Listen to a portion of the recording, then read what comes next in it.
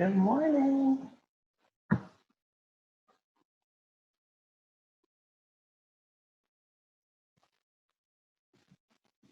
Why don't you give it a few minutes? Because I am right on time.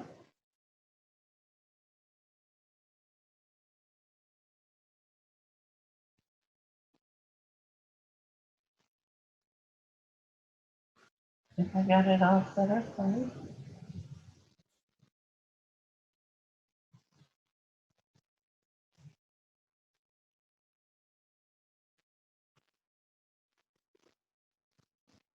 Give it a few minutes.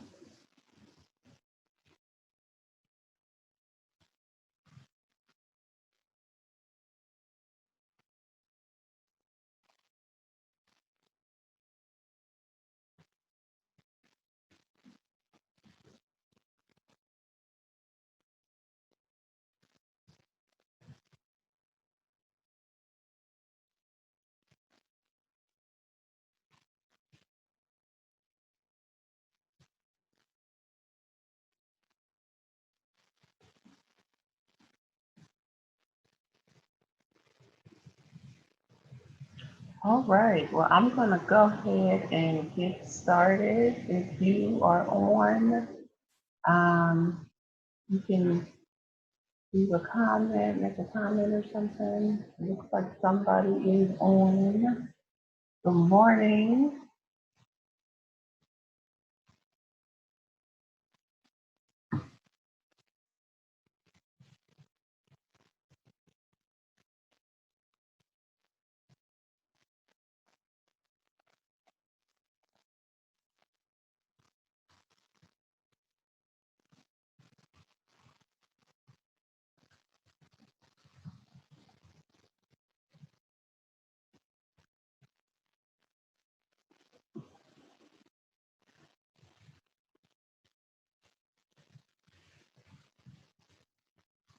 Good morning, good morning. All right, I'm going to go ahead and get started. First, I want to start off. I'm working off a laptop and my phone. Sorry if I'm looking away. I'm going to first introduce myself. My name is Nicole Smith. I am the founder and creator of Behave. It is a program that I had a vision for about 2 years ago, and I am in the process of building it up. It came because a lot of people were asking me how I was navigating through advocating for my son who has behavior challenges in school. And they just kept asking me questions. My mom would call me like, I have a young lady at work and she needs help, or I have a couple that need help and they don't know what to do next. And the school said this, and you know. So 2 years ago, I was um, sleep, kind of like in a what do they call it, twilight sleep, and it literally came to me, hey, and I was like, what? And right away, it turned into an acronym, which stands for Be Honest, Be Aware, Be Verbal, and Be Empowered. And empower the parent, restore a child's potential. And I got a poster board and post notes, and I started like what they say, like um, my cup was overflowing. So I had to get the information out because so much information was coming to me at that time. And so that's how Behave came about.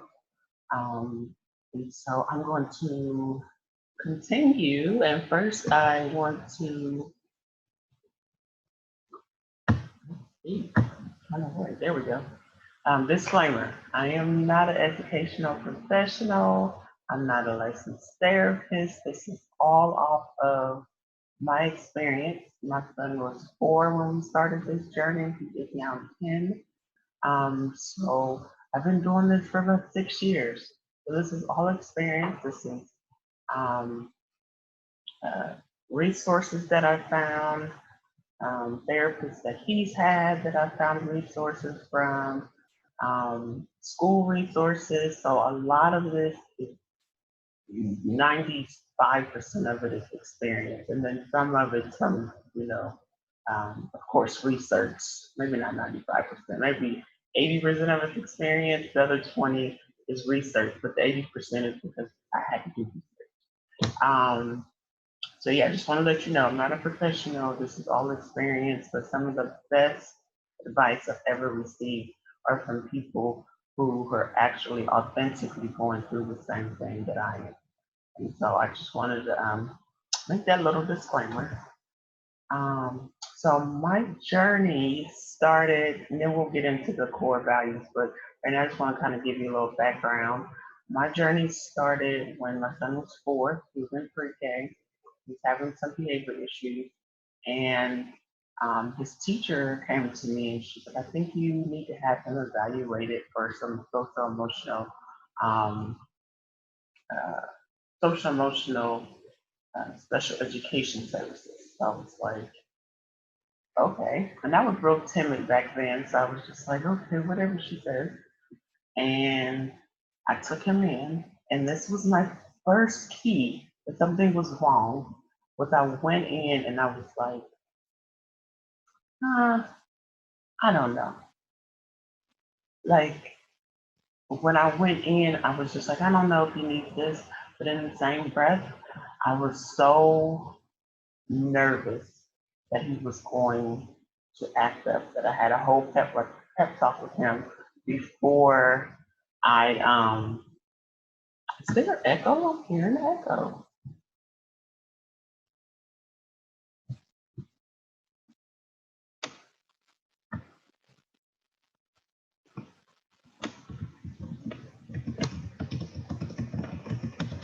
I feel like I'm hearing an echo. If anybody hears me, let me know if there is an echo or if it sounds okay. I don't want it to.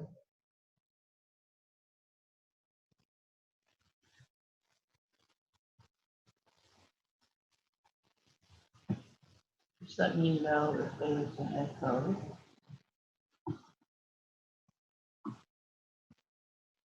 Be great. Um, oh, thank you, thank you. Okay, I was like, I hear echo from my end, but I can't tell. Thank you.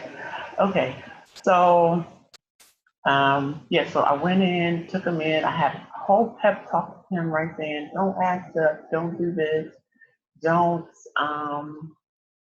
And then when he went back with the specialist, I was so nervous that he was gonna act up. And that should have been my first clue that something was wrong. But I was like, no, no, no, nothing's wrong, because. And then when we came back, they came back with him. I sat down with everybody. Now these people I sat down with were people who had never met him before. Now it wasn't his teacher, it wasn't his principal, it was anybody. It was just people at the district office. And this is when I was living in Ohio, and um, they came back and they were like, yeah, he's super smart. He knows about 95% of more than kids his age. He's super bright. He's super smart. We don't think he needs service. So I did the thing and I brushed my shoulders off. Like, see, I'm a good mom. He doesn't need help. Mind you, just a few minutes ago, I was going crazy because I was afraid that he was going to act up. So it's them little moments that you have to like. Now that I play back, I'm like, man, you could have had help for him as early as 4, but I was just so nervous, and it did something to my ego. So when they said no, he doesn't need services, I was like, okay, fine. We went back to school, and the behaviors continued. And then um, he went into no after just the behaviors continued. I finally put him in counseling, and then he started kindergarten. His kindergarten evaluation to see where he was academically. I told the teacher he's great. He is going to counseling, so he has a couple of things that he does, but it'll be fine. That was my thing. But he'll be fine. Yeah. So he went back. She was like, "Oh, he's super bright. He's very ahead, and And I already had the inkling that something was wrong, but I didn't want to let them know because why? I didn't want to go in there and they already labeled my child. that word label. We're gonna talk about that later though. And so we went, they evaluated him, he's super bright, and then he started kindergarten. And he started latchkey. Latchkey was horrific, and he got kicked out of latchkey. And then school was just, kindergarten was just all over the place. And my thing was, I was telling the principal, I'm not even gonna tell a lie. I was like, her room had some kind of energy. I did. I'm not even gonna lie. The teacher's room just has this bad energy. I'm just not. If I'm feeling the energy, he has to be feeling the energy. And I'm not saying that there can be bad vibes and bad energy, but I'm not joking. That's not what I was on. I was really on like, there's nothing wrong with him. Her room has bad energy, whatever. I was. I'm not even gonna lie. And at this time, it's so funny. I had started school for social work, so I was um, had to do a research paper on some kind of law or act. And so I did it on the IDEA Act, the Special Education Act. So I had started researching for my paper and had to start learning how to advocate for him because his behaviors were getting worse. And it got to a point where they tried to they had suspended him a couple of times, and then they changed him from all day kindergarten to half a day kindergarten, and that wasn't working either. And then we went into, then they started talking about having him evaluated for special education service. Again, this is in a different school, and he's in kindergarten now. And I was like, okay, so I'm researching for this paper, and I'm going through the steps for his special education again. And so we finally get through all that paperwork, and there was nothing but God that I got through it because I had to do the research for my paper, and I was advocating for him at the same time. He ended up getting services, and that's where his services all started, probably about 75% through kindergarten. So it was like in April, March or April of his kindergarten year, so the year was almost over. So that's how our journey started. Um, yeah, so it was quite the journey in the beginning, and I'm trying to prevent parents from going through the same thing I did. So that's how I came up with my four core values, and my four core values are what behave, the acronym for behave, which is be honest, aware, verbal, and empowered. So we're going to start off with be honest.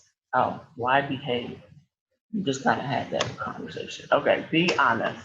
So first thing with anything, any recovery, anything you're going through, any therapy, anything, the first things we're always say is you have to be honest. And it is no different than advocating for your child. You have to be honest. There's so many resources out there and so much help. But if your base and your foundation is not good, you're building all that resource and all that information you're getting, but it's not grounded in anything because you're not grounded. So the first thing is there a problem? And these are like just a few things you can look at to kind of gauge what's going on. And even if you don't think your child needs services, you still need to be honest with what's going on. So, is there a problem? Have support, interventions, any of the behavioral, they call them the behavioral interventions been asked to be put in place? Has the teacher said anything? Educational staff? Have people in your life said something ain't right? Whatever it is, be honest. Look at the consistency of the behavior. Look at the consistency of people saying you need help, them having to put interventions in place in the classroom, in the school, them having to do special stuff for them. And that doesn't mean they necessarily need the full special education services that's in the IEP. It's just so you're aware that it's not a typical need child. Like they might need some extra help, which is no problem. But be honest with yourself in that. Um, One of my biggest things was, do you hate to send, do you get nervous or hate to send them somewhere because you don't know how they're going to respond? Like, if my son was with family or if he was at school, I was fine. But in other places, and I wasn't there, I was a little nervous. Is he gonna be too much? Is he gonna be overactive? Is he gonna be doing this? Is he gonna be saying stuff he shouldn't say? All that stuff. That stuff I wish in the beginning when he was in pre-K that I would have thought about. And that's why this is probably the number one thing I tell everybody. I have a few coworkers that I'm mentoring now through their process, and I'm like, you have to be honest. And one of them has finally come over the hill about it, and the other one's like, well, no, because they're doing this and this, and the education staff just don't know what they're doing, and if they don't know how to teach my child, they shouldn't be educated. So I'm trying to walk her through the honest phase right now. The other girl, or the other parents, um, they are finally got over the hoop that their child needs some kind of help. So we're a little further along with one, and then my other coworker, I'm still trying to get her into the be honest. So yes, so and like I said, has anyone in your village ever stated concerns? Um, that's your village. Those are people you trust that are in your circle. And I will hope people in your circle, in your village, will tell you the truth. And I know when people tell you sometimes you're not trying to hear it, you're like, oh, you're just being a hater. You can think your child's all this and you think your child's that. Why you gotta be talking about my child? It is all defense, it's all ego because it makes you feel like you're not a good parent if something's wrong. It is it hurts to the core. It breaks your heart first before you can mend it and start advocating. So that's why on the beginning of my slides it says don't fight, advocate, because fighting does nothing. It does nothing. You are on defense the whole time and you can't hear anything anybody else says. You have to advocate. Fighting and advocating are two different things. I always tell my parents, I was like, I gotta go fight them. No, no, no, no, you don't. You gotta go advocate for your child. Go advocate. Mindset is everything when you go in those meetings, when you talk to the educational staff, and understand you don't know everything. You gotta be honest about that. I don't know everything. Maybe they're on to something. I know a lot of the staff tell me, um, one of the niche words is, phrases is, you know your child best, so you let us know. Well, some days I think I do know them best, and some days I don't know. Y'all might know them best. So, because he's with you 5 days a week, what, 6, 7, 8 hours a day? Like, and a lot of times we know children act differently at home than they do at school. My son's the only child. So at home, it's just him and I. So I can nip stuff in the bud right away. If I didn't do it, he did it. End of story. At school is a little different. And so although he's my child and I know his personality and everything, sometimes I just have to listen to the staff like, what do you think? So that is the biggest piece is be honest. You can write some of these down or I can repeat them later. You can ask questions. I'll ask once we're done if you have any questions. But yes, be honest.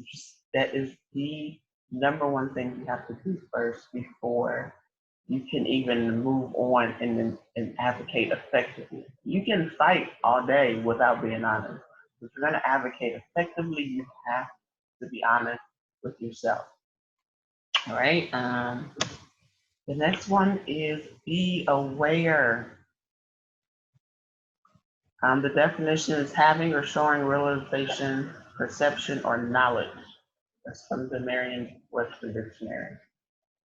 Be aware. Once you are honest, you come to grips that they need services or they need an IEP or they need behavioral interventions, whatever they need, or maybe you're like, I don't think they need all that right now. Maybe they just need a little of this or a little of that. Whatever it is, start making yourself aware. Start looking up stuff. You have to start researching. You have to start asking questions. You have to start asking the staff of the school who is teaching your child, who's taking care of your child for 6, 7, 8 hours a day. Ask questions. You have to make yourself aware. You can be honest all day and then, like, yes, they need help. Okay, what's next? You have to start educating yourself about it. And like I said, when I was started with my son, through his initial process, I was in school for social work, and I was training for. I mean, I was writing a paper on the Special Education Act. So I found out a lot of laws and rules, and then I was about to um, intern with an organization, and the lady gave me this, and they hired me, and the lady gave me this big packet of information. We kind of got personal, and I was telling her about my son, and she told me about her daughter, and she gave me this big packet of information, and in the packet, it had a 5-hour conference or workshop at our local special education coalition. This is what I'm still in Ohio, and I took my son with me because I'm a single mom. I had to take him with me. And I went to this 5-hour workshop. And it was so much information that I honestly would not have been able to get this information on my own. Like, I probably could have actually, but it would have just took forever. 5 hours in language that I understand, not looking up laws online, but language that I understand. And it helped so much to the point that I knew when I went into that meeting, before I went into his initial IEP meeting, that, hmm, I need a copy of his IEP ahead of time so I can read through it. And the school psychologist at that school was like, well, we don't normally do that. Um, Sorry, but I need a copy of this IEP, or you tell us of the draft IEP. He's like, we don't normally do that. And I'm like, well, I need a copy so I can read through it. There's no way I can read through this in the hour we are allotted to um, confirm whether he needs services or not. And I was like, so can you not do it? And he goes, well, no, we can send it. We just normally just give it to you at the advance. I need it 72 hours ahead of time. He was so shocked, so floored that I even knew to ask that. And when I got the document, you know, it was 24 pages long. What parent is able to go and read through all these words, all this information, and understand? You go into the meeting assuming they tell you what you need to hear. Not saying they were trying to, like, had an ulterior motive, but 24 pages, and it took me a good 2.5 hours to go through it on my own without any interruption.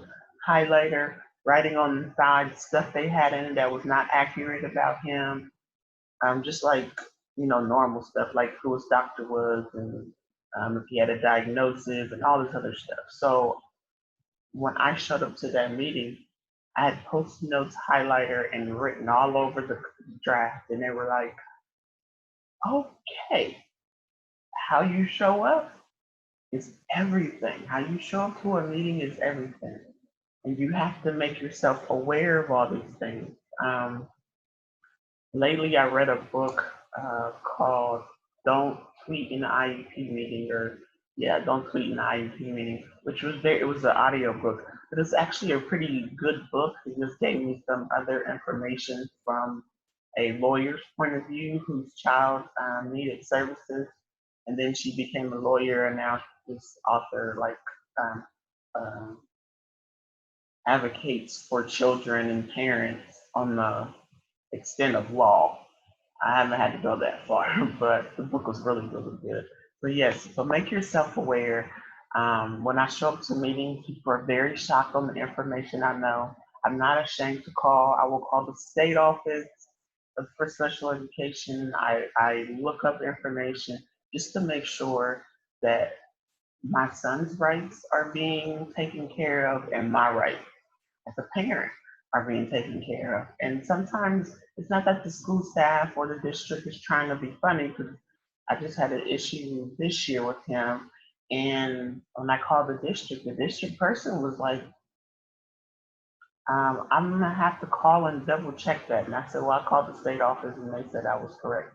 And when the district lady called me back, she says, well, it looks like you know more than me on that point because I just called and you are correct.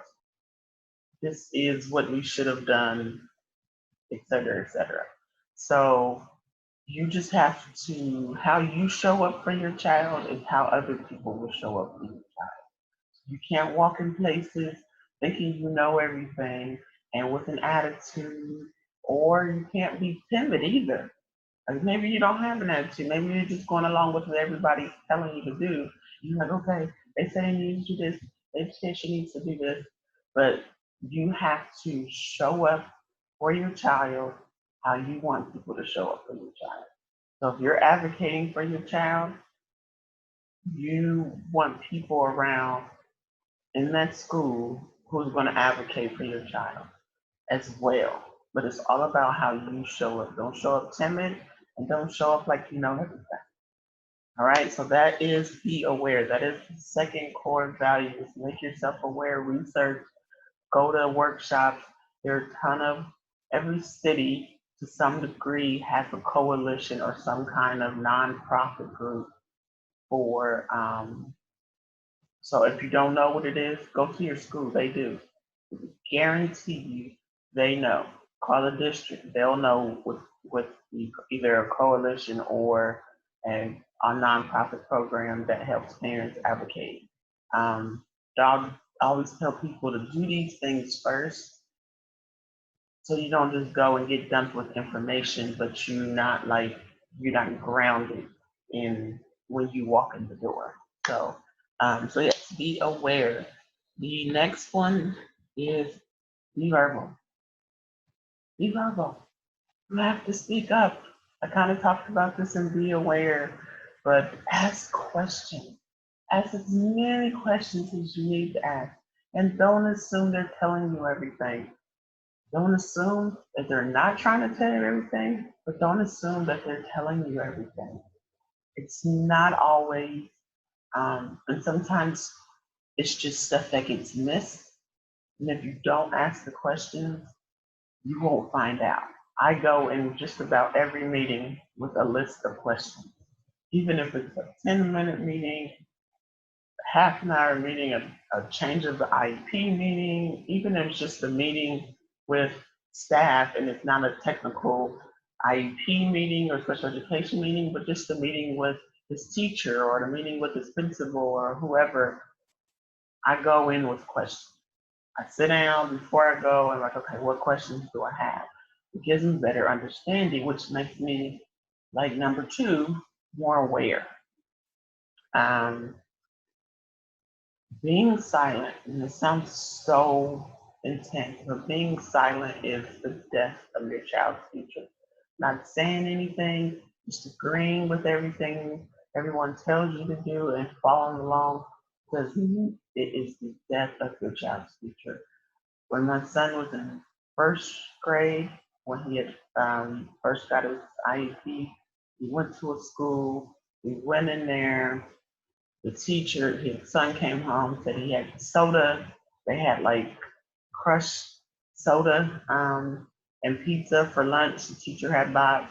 And I'm like, the one thing a whole classroom full of children with social emotional issues is they don't need soda. The most sugar I could ever think of. You don't need sugar. You don't. They just don't. A whole classroom full, and I'm sure it's probably the only thing the pizza place had because it was delivered. So I called. I emailed the teacher and I said, he does not even drink soda at home. I will be more than happy to donate some cases of water for the class when next time we do a pizza party. They can have bottled water. She was so offended. Like, don't worry about it. They're not having another pizza party anyway. But the thing is, my son doesn't even drink soda at home. So I had to speak up. Like, it doesn't work. And so we had a couple other issues with that classroom, and I eventually pulled him out and called the district. We have to send him to another school, find him one ASAP. This is not going to work.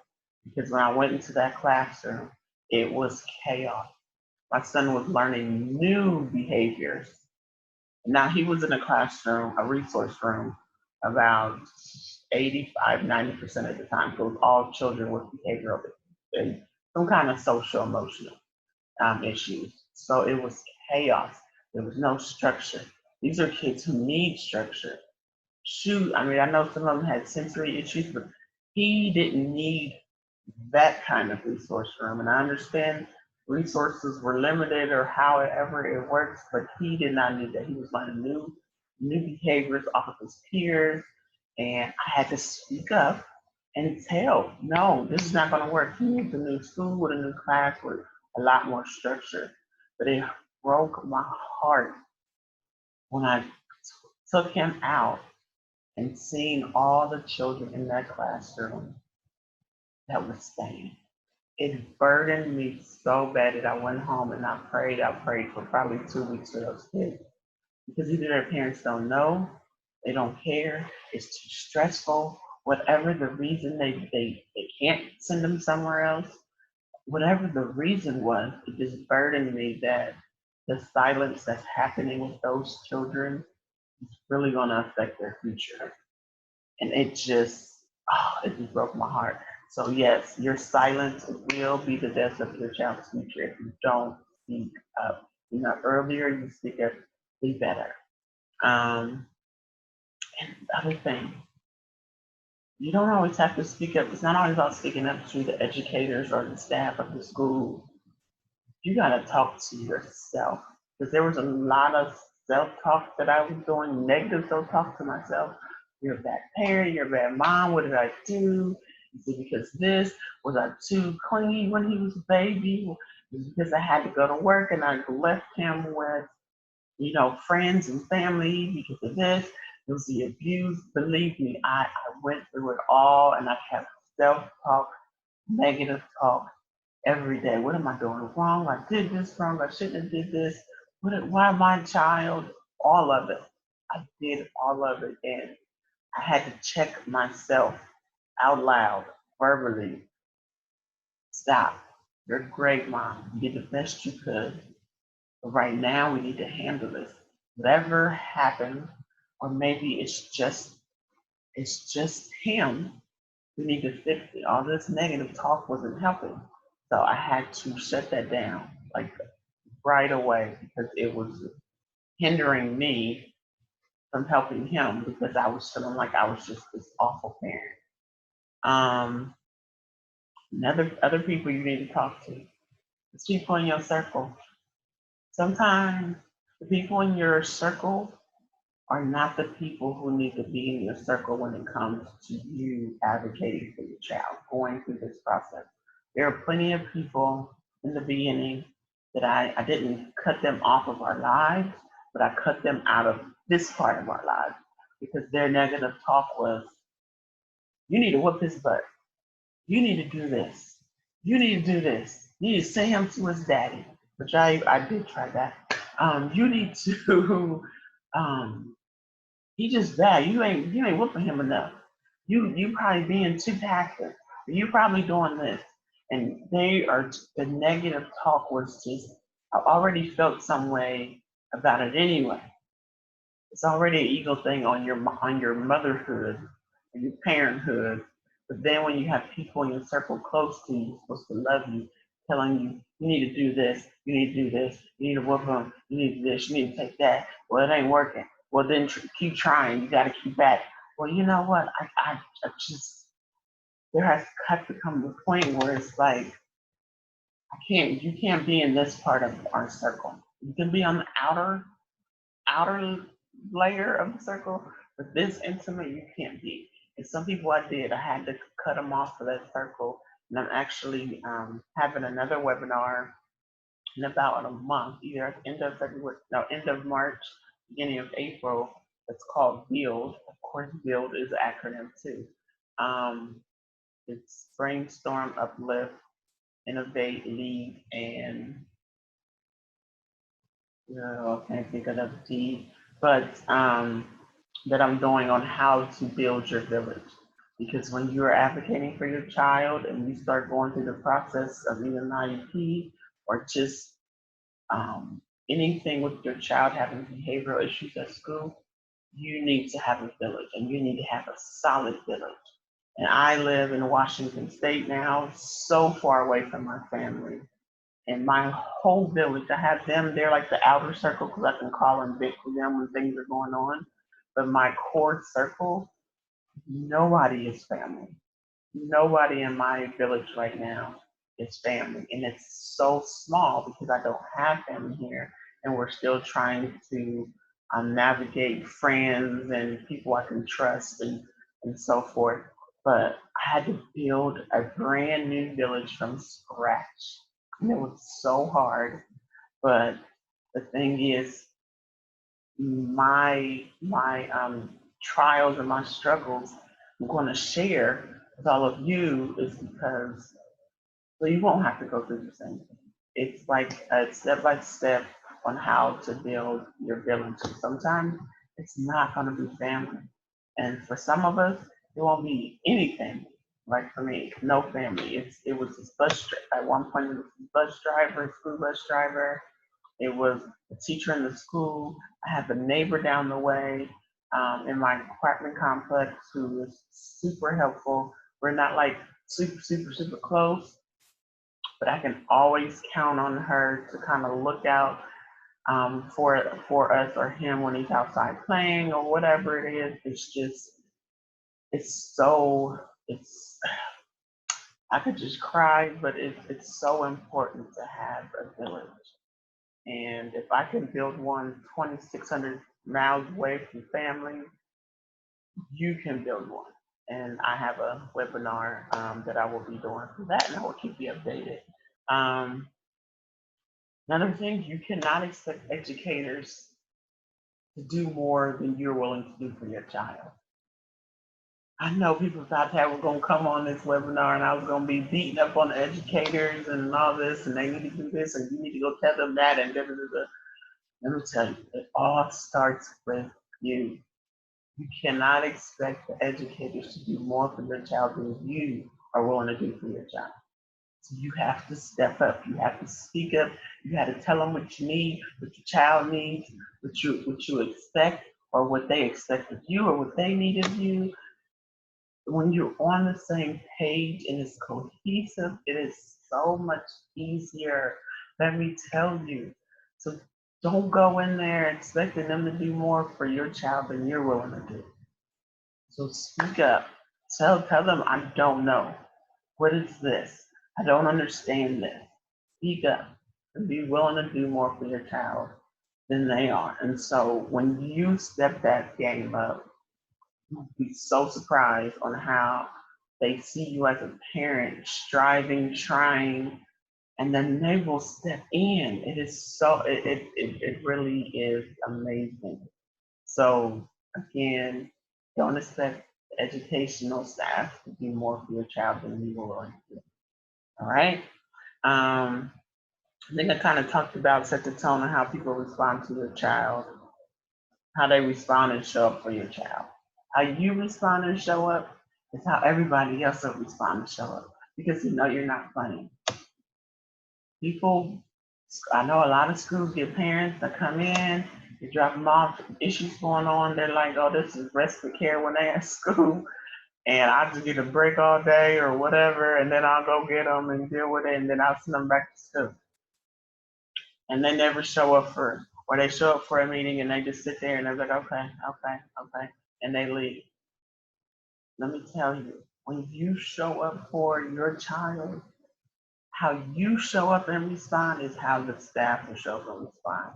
It is so good when I walk into a school and people are like, oh, hi, Miss Smith. Oh, how are you? Oh, people just want to tell me when my child did something amazing that day or how they pour love on him. He comes home and is like, oh, yeah, Miss such and such did this. Or did you get an email? Because I did this today and whatever it is. It's because I show up, I ask questions, and just from me showing up and responding to them in a positive way, it's how they cover my child when I'm not there for 6, 7, 8 hours a day. So make sure you how you make sure you understand how you respond and show up is how people will respond and show up to the child. And that's just anything in life. Just be aware of that. And just a little quote: "What you allow is what will continue." That's self-explanatory. So however you show up, what you allow to happen is what will continue. When you put your foot down and even with yourself, your family, educational staff, anybody, what you allow people to do or how to treat your child or whatever it is what will continue until you speak up, even to yourself. You allow yourself negative talk, if you allow yourself to be all quiet and not speak up for your child, that is what will happen.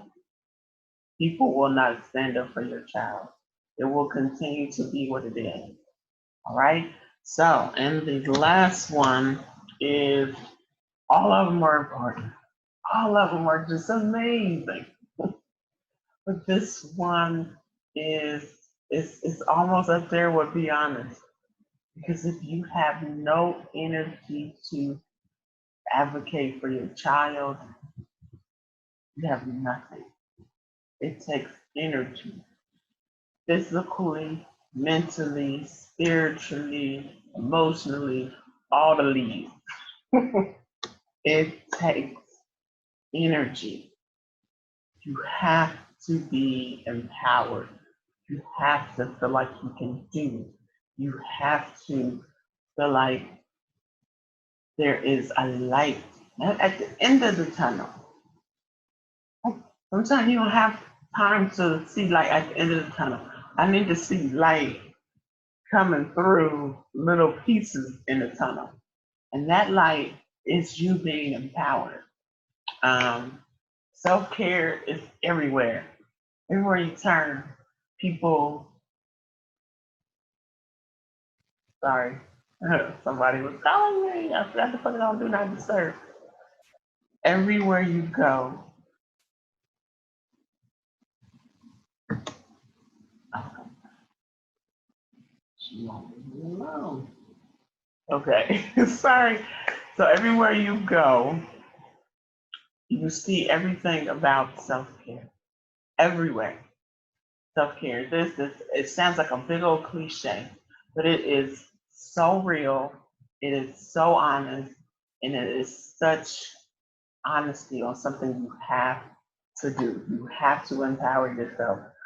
I have a story when I was advocating for my son, and I was coming from work, and I went straight out. I feel like I was having a heart attack, and I went straight to the ER.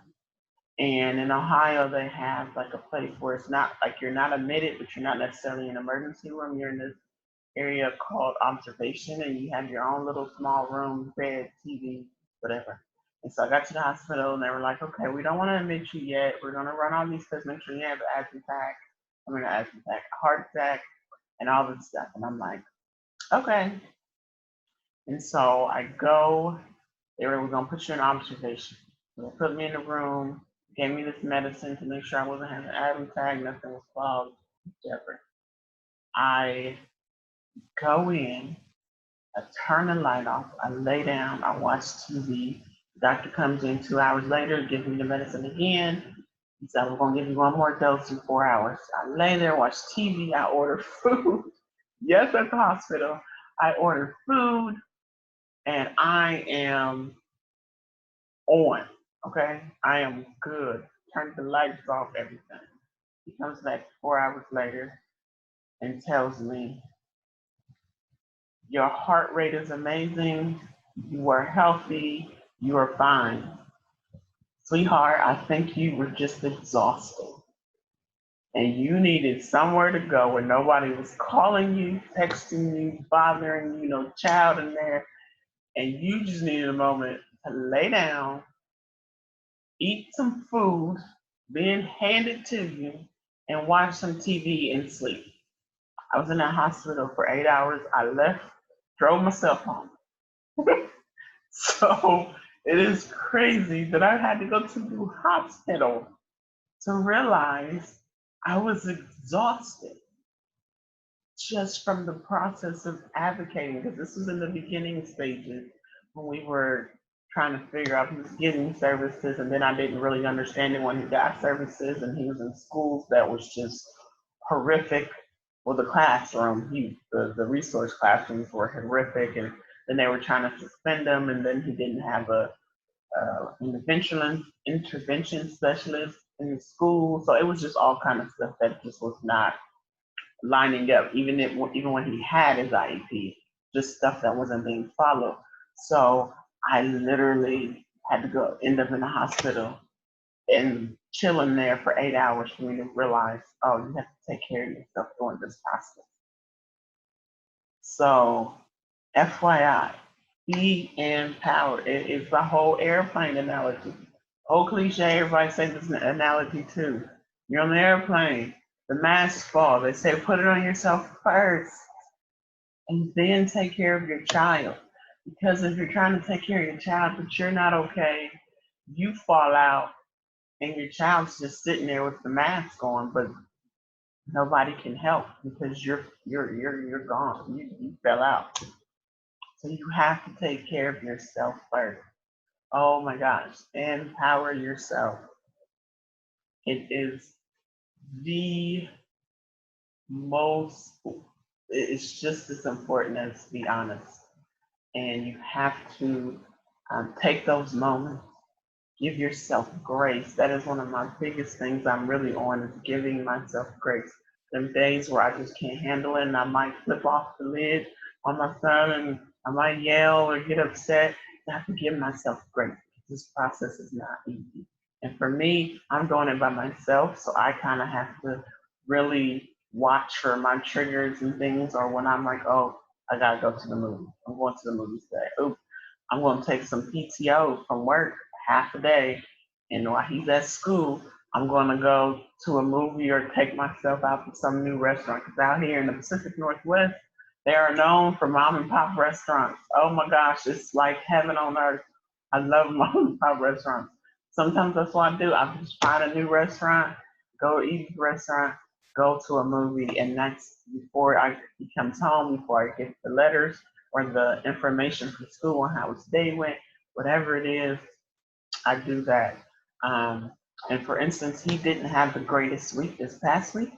He ended it amazing, and he's supposed to go on this snow mountain hiking trip on Monday, on Monday with his after school program, and I wasn't going to let him go because he didn't have a full good week like we were supposed to. But his principal told me, use that break, let him go. And it's a good experience. It'll be educational. It'll be something he's never done before. And that'll give me a break. And that is like, I don't have to always be on like, oh God, he can't go. Nope, because he didn't have a good week the whole week. Nope, nope, nope, nope. But understanding that time is me empowering myself, recharging, letting him experience something new, and it doesn't necessarily always have to be me disciplining them because he didn't have a good day, even though he did end the week on the good note. So um, that is my 4 core values. So we revisit: is be honest, be aware, be verbal, and be empowered. And that is what behave is. Behave is the BE for B, and then HAVE is the honest, aware, verbal, and empowered. These are all the ways you can contact me. My website is be-have.org, so don't forget the hyphen. It is under construction because it was just going to be just kind of like a blog, me just sharing my stories, but I am kind of like revamping it, and it's taking me a little while because I'm learning. But there is a couple of blog posts that I did last year, just kind of explaining some things and a couple of resources on there, but I'm working on getting those updated. And then there's going to be told you a course. I'm going to do a webinar though, but it's going to be a course on there about how to build your village. And then there's going to be another thing on there that says from problem student to promise student. So that's going to be a whole thing too. I can't wait to get that done. And then you can reach me on Facebook, which is at Behave Mentor. And you can email me, behave.org@gmail.com. If you want to get in contact with me, I'll be more than happy to answer any questions, give any advice, or I can give you some help on where to point you for more resources. But one of the key things I will tell you to do is look for your special education coalition in your city, or the nonprofit organization in your city. And if you can't find it, ask people at your school. I guarantee you they know what it's called. All right, any questions or remarks or comments? I really hope this recorded and said it did, because I am going to post this later. But do we have any questions or comments?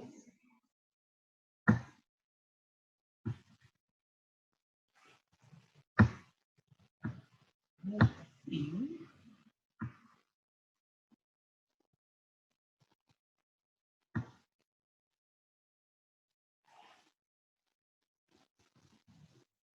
Thank you.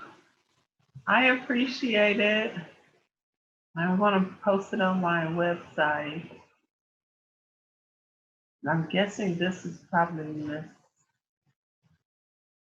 Miss E, Mrs. E. Is that who is saying thank you? I don't want to call you out, but I'll just say Mrs. E. Okay. Awesome. Thank you for coming. I appreciate it. Everybody who signed up, unfortunately, weren't able to get on, but I will use it for content.